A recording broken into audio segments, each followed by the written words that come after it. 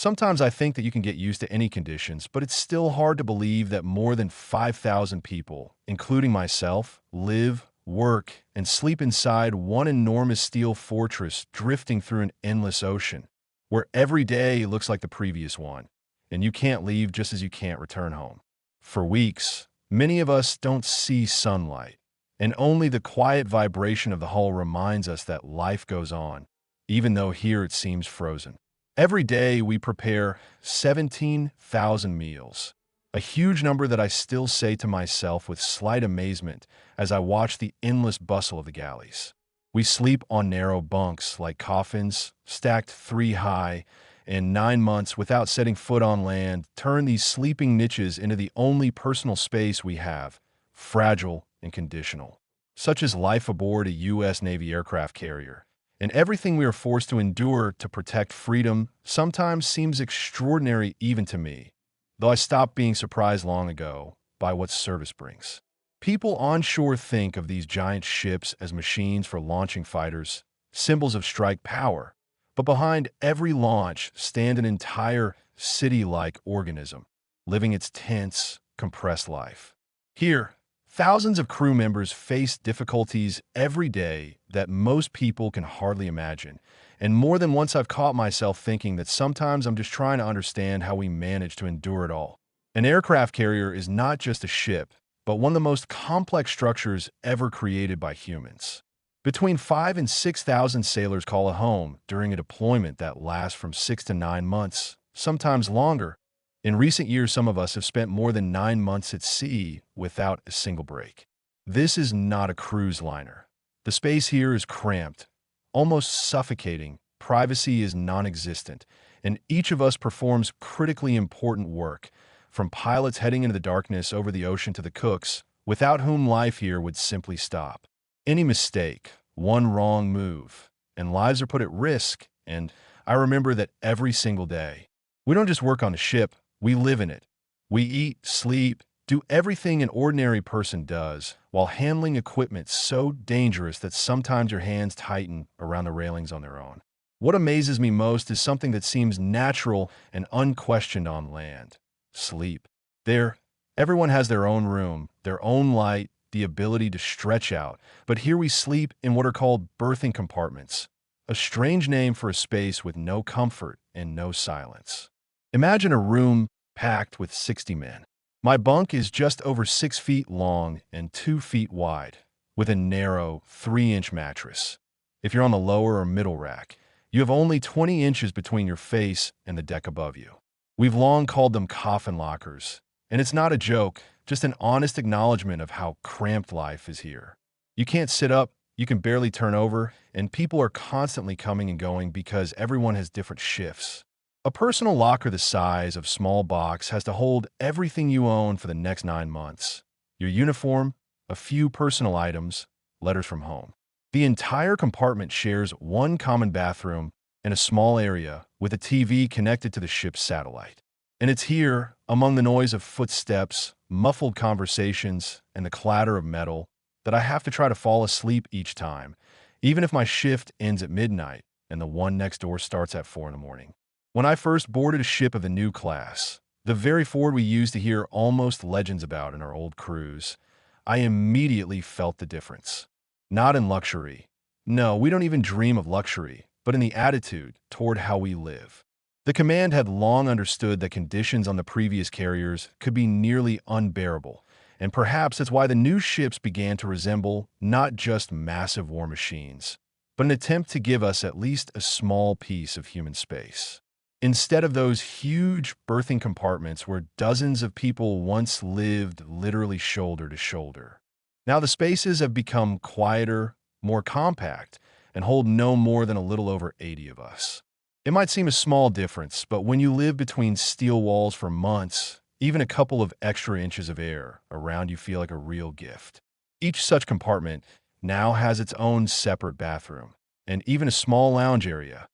Tiny, yes, but still a place where you can lean against the wall in the evening and catch your breath.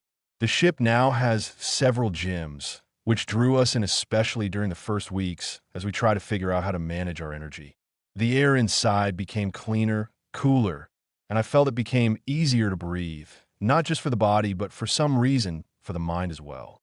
The Navy, it seems, finally heard decades of our complaints and suggestions, and these changes, however minor they may seem from the outside, affected us far more than one might imagine.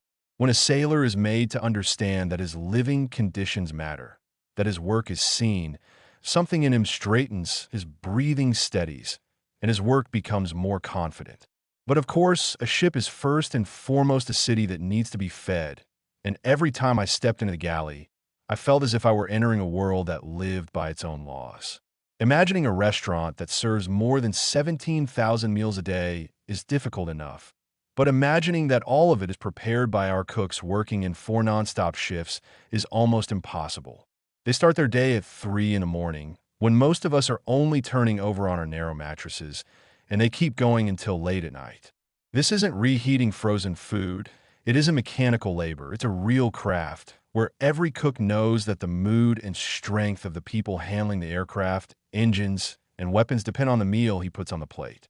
Across the ship, there are 5, sometimes 7, galleys scattered about, massive kitchens where the noise of hundreds of appliances, the heat of the stoves, and aromas that can at least briefly remind you of home all come together. Huge 80-gallon kettles, ovens the size of a small room, mixers that can knead 60 pounds of dough, all of it running almost without pause. And despite the strictest regulations, calorie counts, salt and fat limits, the cooks still manage to make the food not only healthy, but genuinely good. Tuesdays mean tacos. Sometimes we get Mongolian grill, and if it's someone's birthday, they set a real festive table, white tablecloth, and even water glasses. At sea, such little things are priceless. Once a week, a supply ship pulls alongside, and we take on hundreds of thousands of pounds of food, up to 1 million at a time. Every time I watch it rolling up the ramp, I think it's incredible how much effort it takes to keep our huge steel city from going hungry. But when we end up far out in the ocean, fresh fruit disappears first, then the vegetables, and it becomes the season of canned goods, dried stores, and frozen blocks. Even on those days, our cooks do everything they can to keep the meals varied. And perhaps the warmest place on the ship is the little bakery where fresh cookies come out every morning. The smell reaches the passageway, and the moment you breathe it in, something softens inside, as if a tiny piece of home has slipped right into the heart of the steel giant. Service on a carrier may look almost heroic from the outside, but on the inside it's far more routine and grueling than anyone can imagine. At some point, you stop noticing where work ends and life begins. They blend into one long, thick state, as if time on the ship flows according to its own rules. When I first arrived, I thought I'd get used to it in a couple of months, but real adaptation only comes when you understand that fatigue on this ship isn't a temporary companion. It's a constant coworker you can't shake off or fool. Every morning starts the same. Footsteps, loudspeaker announcements, the clang of metal. And while someone is guiding aircraft on the deck under the roar of turbines, someone is fixing equipment, someone is standing watch, I'm doing my part, not allowed even a second to let my attention slip. Here you can't become so tired that you relax. Even a small mistake can lead to something better left unspoken. We all know this, and still each of us sometimes works on sheer stubbornness alone when the body has long been begging for mercy. There are days when it feels as though the entire ship is tightening like a spring. Endless shifts, narrow passageways, lights that never go out, and the sense that you've walked the same corridor for the 100th time. I catch myself realizing I no longer knew what day of the week it was. Everything blurs into one continuous stream of tasks, commands, reports, and hasty snacks grabbed on the move. Sometimes I barely remember how I make it back to my bunk, and every morning I wake with the feeling that I've only slept halfway. But there's no choice. We get up again and again, because the ship doesn't stop, even when we're right at the edge. Sometimes, standing by a bulkhead, I listen to the hum vibrating through the metal, not loud, but steady and insistent, as if the ship itself were reminding us, "You are my blood, my muscle. Keep moving." And we do. That's the way of things here. If you have to, you endure. If it's hard, you grit your teeth. If you're exhausted, you push the exhaustion aside until the next short pause, which might come in 10 minutes or in a couple of days. And yet the hardest part isn't even the physical strain. It's the moment you start feeling as if you've been cut off from the world. While we're at sea, life on land moves on. People celebrate, quarrel, get married, raise children. And we're in another dimension, where each day looks like the last, and the only reality is work. Fatigue becomes familiar, like a uniform or a name tag. You wear it constantly, with no way to take it off, but there's a strange strength in it too. When the work truly matters, when the people beside you are going through the same thing, the exhaustion stops being an obstacle. It simply becomes part of the service, inevitable, heavy, but somehow honest. Over time, you start to notice that the ship changes people as unavoidably as the sea wears down stone. It doesn't happen all at once. First, you just get tired, then you adapt, then you fall into a rhythm set not by you, but by the steel giant itself. But after a couple of months, you see it clearly. The people around you become different, and you change along with them. Some withdraw into themselves, as though a thin but sturdy layer of armor has formed between them and the rest of the world. They talk less, smile less. Their answers grow short, as if every word demands extra strength. Others become sharper, quicker to flare up over small things. A door slams too loudly. Someone occupies the sink. Someone forgets to turn off the light by their rack. On land would be nothing, but here every action echoes loudly. Too little space and too many people. Sometimes someone breaks. Even the strongest do. A person can hold everything in for weeks. Then one trivial remark snaps something inside, and he goes into the passageway just to walk back and forth, try to steady his breathing. We all know what that feels like, so no one judges. Here you can't be weak, but you also can't pretend everything's fine. On a ship, lies crack fast, sooner or later. But there's something else too. With the same people you share air, sleep, risks, and fatigue with, you develop a kind of bond you can hardly imagine on shore. A peculiar kind of friendship. It's not built on common interests or similar personalities. It's built on constant readiness to catch each other at a moment's notice. On the flight deck, where a mistake can cost a life, you know the one beside you will grab you if something goes wrong. And you'll do the same. These ties run deeper than ordinary acquaintances. Sometimes they last for years. Sometimes they vanish the moment you leave the ship. But while you're together, they're as real as the ocean itself. There are conflicts too. Of course there are. People argue, snap, shout themselves hoarse, threaten, feel ready to throw everything to hell. Enclosed space amplifies every emotion like a resonator. But the surprise is this. Most conflicts end as quickly as they flare up. Sometimes one shared watch or a single joint task is enough for grievances to dissolve on their own. We might argue, bristle, boil over, but when real work, dangerous work, is on the horizon, all that small stuff disappears. Nothing binds people tighter than responsibility shared between two, between five, between the whole compartment. Sometimes I catch myself realizing I see these people more clearly than I've ever seen anyone in civilian life. I know who wakes up slowly, who's always the last to turn in, who counts the steps to his bunk so he doesn't think about home.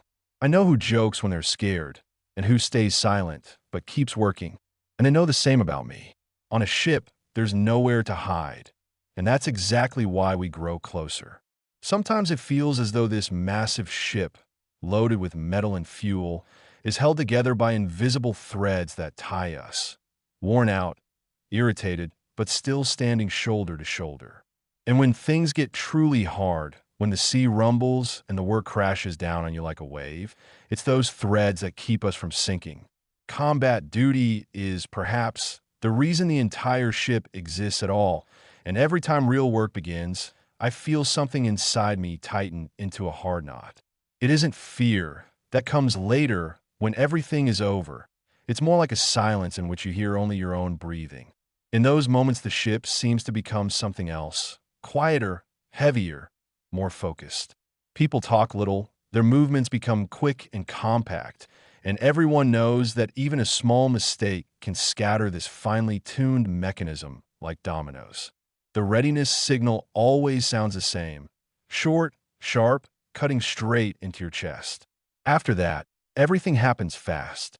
A minute earlier, I might have been sitting, listening to the steady drone of the engines, and a minute later, I'm already running down the corridor, feeling the steel walls tremble with the vibration of aircraft spinning up. The flight deck in these hours is a living organism. Someone calling out commands, someone checking equipment, someone prepping the catapults, someone standing watch with hands clasped behind their back, ready to leap forward at any signal. And in all this rush, there's a strange sense of rightness, as if, for a second, the whole world becomes sharp and understandable. Night alarms are a different story. They come without warning, yanking you out of sleep so abruptly that for a couple of seconds you don't even know where you are. Your bunk sways beneath you, a dim light flickers overhead, someone's already pulling on boots, someone's cursing under their breath, someone else is silent. Moving so quickly, it seems they've trained for this their whole life. In those moments, the ship feels like a boundless labyrinth. Passageways, turns, ladders, all of it wrapped in a wail of siren that seems to crawl under your skin. But it's at night that you feel most clearly how tightly we're connected here. No one is left alone, even if it's dark, even if you're scared. Sometimes you stand in the corridor, everyone hushed, only the sound of someone breathing hard nearby, and inside you everything trembles like a string. And then someone behind you places a hand on your shoulder, brief, as if confirming, we're here. All of us.